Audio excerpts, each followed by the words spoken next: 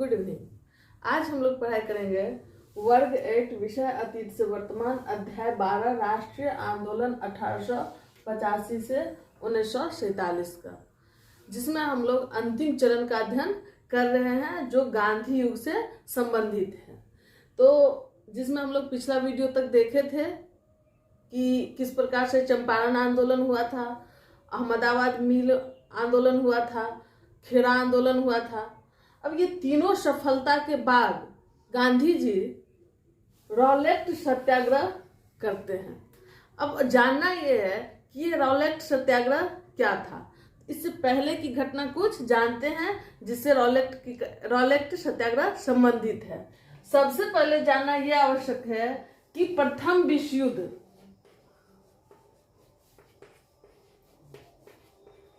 इसकी शुरुआत कब हुई थी? इसकी शुरुआत 1914 में हुई थी और ये 1918 तक चला था। तो प्रथम विश्व युद्ध के शुरुआत के बाद से अंग्रेजों का प्रयास रहा कि हमें अधिकांश भारतीयों का सहयोग प्राप्त हो। अब देखेंगे कि 1916 में तिलक और एनी बेसेंट के द्वारा होम रूल आंदोलन शुरू कर दिया गया था और प्रतिनिधि सरकार का इसी के तहत मांग हो रहा था। इसी मांग की पूर्ति के लिए 1917 में मॉन्टेग्यू घोषणा पत्र आता है, जिस घोषणा पत्र के द्वारा यह भारतीयों से कहा जाता है कि भारतीय अगर अधिक से अधिक ब्रिटिश सरकार को मदद करेगी और प्रथम विश्व युद्ध में अगर ब्रिटेन की सरकार जीत जाएगी तो ब्रिटेन के तरफ से भारतीयों को प्रतिनिधि सरकार का दायित्व सौंपा जाएगा। इस प्रकार से प्रतिनिधि सरकार की मांग को विश्व युद्ध के जीत और हार के बदले देने की बात कही जाती है।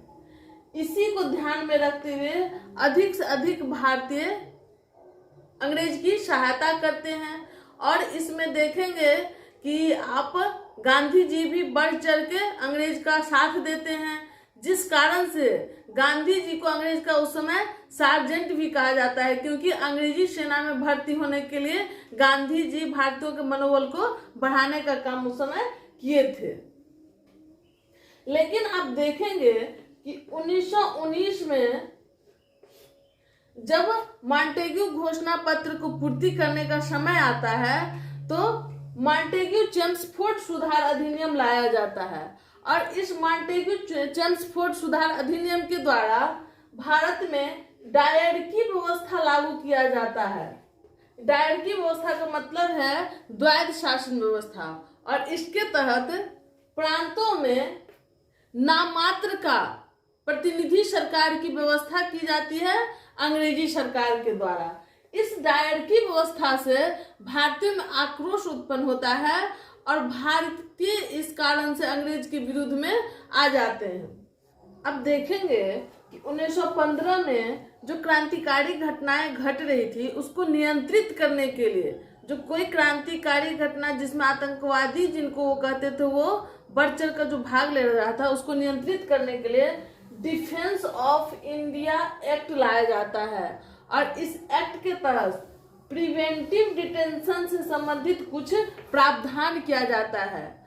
मतलब कि अगर कोई घटना घटने वाली है उससे पूर्व ही सचेत हो जाया जाए, उससे पहले ही सजग हो जाया जाए, इस तरह का कुछ प्रावधान किया जाता है।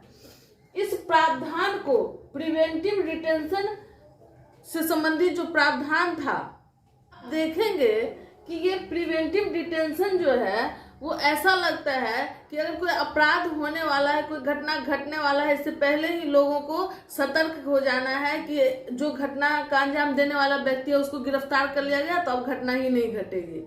लेकिन कभी कभी ऐसा होता है कि जो सत्ता पक्ष के व्यक्ति होते हैं, जो पद पे आसीन व्यक्ति होते हैं, इस प्रिवेंटिव डिटेंशन कि जो प्रावधान होता है उसका दुरुपयोग करने लगते हैं, अपने विरोधी को बिना किसी कारण के इलीगल आरोप में फंसा करके उसको कैद करने का इनके पास एक बहुत मजबूत हथियार हो जाता है सत्ता पक्ष के लिए। तो इसी प्रिवेंटिव डिटेंशन से संबंधित जो प्रावधान था उसी को और कठोर बनाने के लिए आगे चल करके सर सिडनी रॉलेट के अध्यक्षता में कमेटी का गठन होता है और इन्हीं के द्वारा एक एक्ट बनाया जाता है जो एनार्कियल एंड रिवोल्यूशनरी क्राइम्स एक्ट 1919 के नाम से जाना जाता है।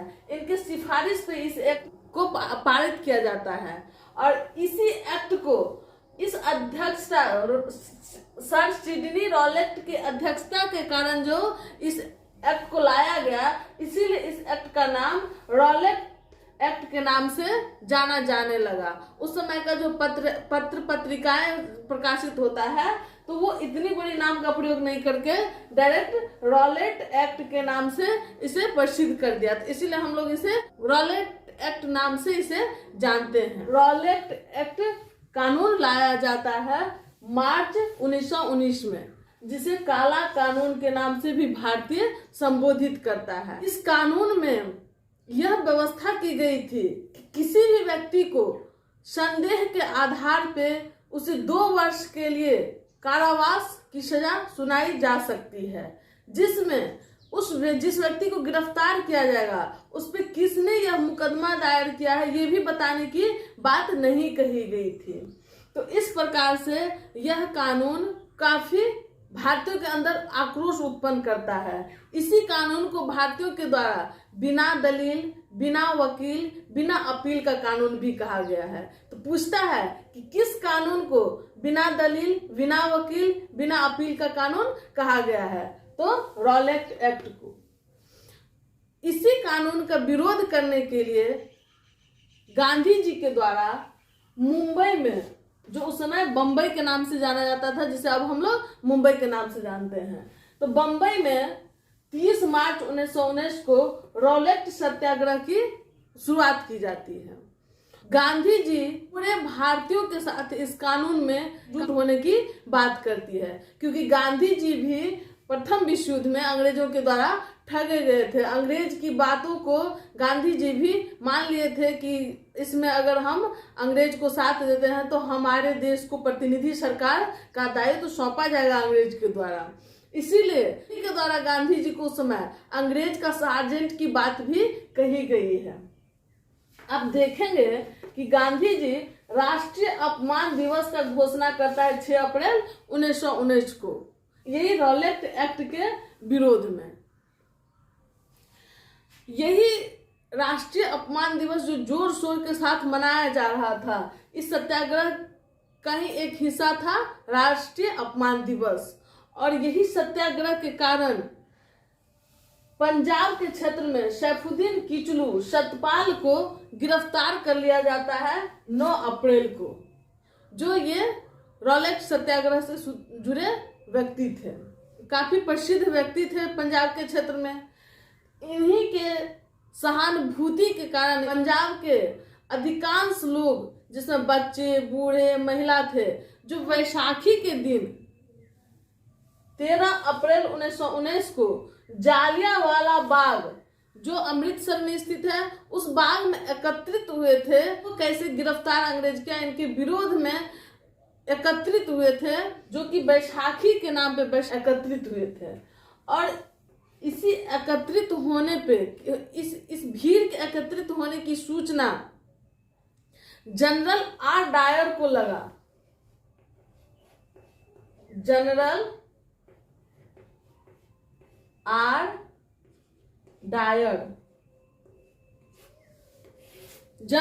डायर को मिला और उन्होंने इस भीड़ पे बिना किसी सूचना का गोली चलाने की आदेश दे दी।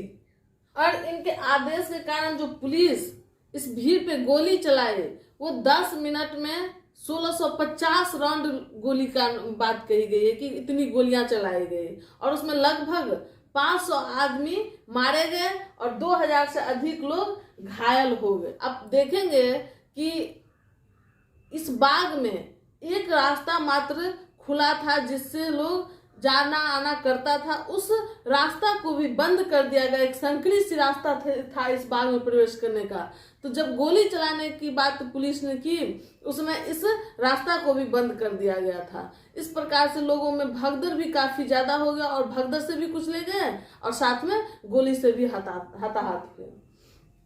इस घटना के जांच के लिए अंग्रेजी सरकार ने हंटर आयोग का गठन किया। इस आयोग का जो अध्यक्ष था वो हंटर थे, इसलिए इसे हंटर आयोग के नाम से जानते हैं।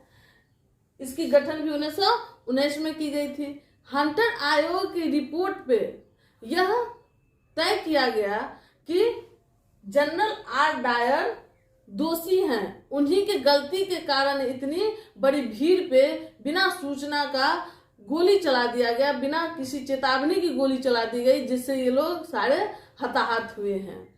और इस दोष के कारण जनरल आर डायर को अपने पद से हटा दिया गया, लेकिन इस पे कोई गंभीर मुकदमा नहीं चलाया गया। इससे भी भारतीयों में काफी आक्रोश उभरा था।